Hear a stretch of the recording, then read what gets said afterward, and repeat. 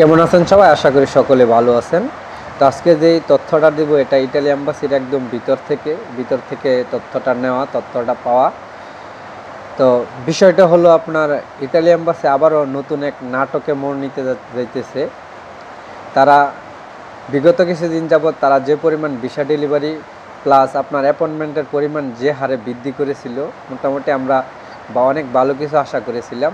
কিন্তু নতুন নাটক হলো তারা বর্তমান থেকে ঈদের আগ পর্যন্ত তাদের কার্যক্রম স্লো গতিতে আসতে যাচ্ছে। তো সেক্ষেত্রে আমরা যারা 2023, 24, 22 সালে ভুক্তভোগী আছি তাদের আপনার ভিসা ডেলিভারি অ্যাপয়েন্টমেন্ট এবং যারা বিগত দিনে স্ক্যান কপি জমা দেওয়া সাদা পাসপোর্ট ফেরত তাদের সকলেরই ভুগতে হবে, কারণ আরও লং টাইম অপেক্ষা করতে হবে।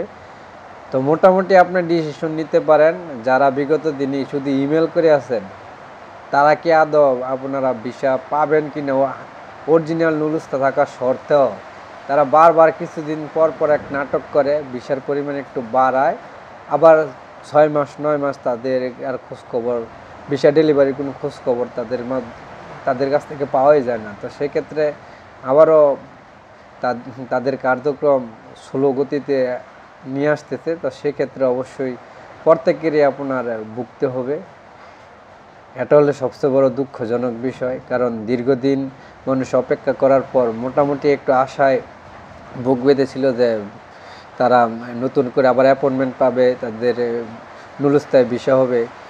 তো এখন দেখা যাইতেছে আবার তারা স্লো গতিতে যাইতেছে। তারা ঈদের পর আবার পুরোদমে কার্যক্রম চালাবে। তো হাজার হাজার মানুষ দীর্ঘদিন ধরে অপেক্ষা করতেছে, ভুগতেছে, আর এই বিষয়ে তাদের মাথায় কোনো নাই। তো ইটালি যে অ্যাম্বাসিডার আছে, ইটালি অ্যাম্বাসিডার উনি আসলে একজন খুব নগণ্য মানুষ, আর নয় হাজার হাজার মানুষ ভুগতেছে। হয়তো তাদের রিজেক্ট কর, নয়তো যারা ভিসা পাওয়ার যোগ্য তাদের ভিসা দিয়ে একটা ফয়সালা কর না, তারা ধীরগতিতে যাবে। দেখবেন এটা সামনের সপ্তাহে দেখা যাবে। তবে জানি আমার এই তথ্যটা পাওয়ার পর অনেকে অনেক ধরনের ভিন্ন ধরনের মন্তব্য করবেন। তো এটাই আসলে বাস্তবতা, কারণ তারা ধীরগতিতে যাইতেছে। ভিসার পরিমাণ, অ্যাপয়েন্টমেন্টের পরিমাণ আবারও ভিসা এবং অ্যাপয়েন্টমেন্টের জন্য আবারও ভুগতে হবে, অপেক্ষা করতে হবে, কিছুই করার নাই।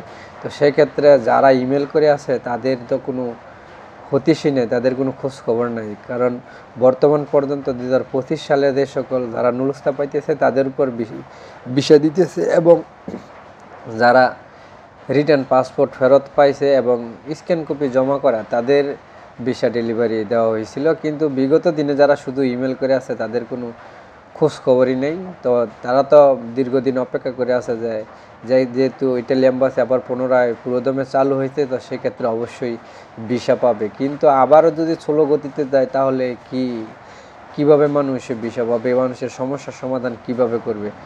দীর্ঘদিন ধরে মানুষ অপেক্ষায় আছে, যার মাধ্যমে ইটালিতে আপনার নুলুস্তা পাইছে তাদের কাছে যদি লেনদেনের বিষয়ে বলে তাহলে তারা লেনদেন ভাঙতে চাচ্ছে না, বলতেছে যে আগে ভিসা না লাগলে আমি তোমার টাকা ফেরত দিব, এমন কথাই বলতেছে। তো সেক্ষেত্রে আসলে আন্দোলন সংগ্রাম করে কোনোই তারা হইতেছে না। তো আরও বেশি ব্যাঘাত আন্দোলন করলে কি হবে? এত আন্দোলন করার পরে যেহেতু কোনো ফয়সালা হইতেছে না, ফয়সালা আসতেছে না, তো সেক্ষেত্রে আমি বলবো যে আর অপেক্ষা করে লাভ নাই। ইতালি আসা বাদ দিয়ে দেওয়া সবচেয়ে উত্তম, সর্বোত্তম। কেননা যদি তকদিরে থাকে তাহলে হবে, এখন পুরোদম এই ভাগ্যের উপরে ছেড়ে দিতে হবে। কারণ অরিজিনাল নুলুস্তা থাকা সত্ত্বেও অনেকেও ভিসা পাইতেছে না, যাইতেছে না। মানুষ বিভিন্নভাবে আপনার টাকা পয়সা দিয়ে হয়রানি অবস্থায় পড়ে আছে। সেক্ষেত্রে যদি টাকা উদ্ধার করে মিডল কান্ট্রিতে চলে যেত তাহলেও মানুষ হয়তো বা 2 বছরে হয়তো 2-4 লাখ টাকা কামাইতে পারতো। তো সেক্ষেত্রে আরও দীর্ঘদিন অপেক্ষা করতে হবে। তবে তাদের ভিসা কার্যক্রম চালু থাকবে, কিন্তু ধীর গতিতে। তো এই তথ্যটা আজকে পাওয়া, এজন্য আজকে ভিডিওটা দেওয়া, আর নয় আজকে ভিডিও দিতাম না।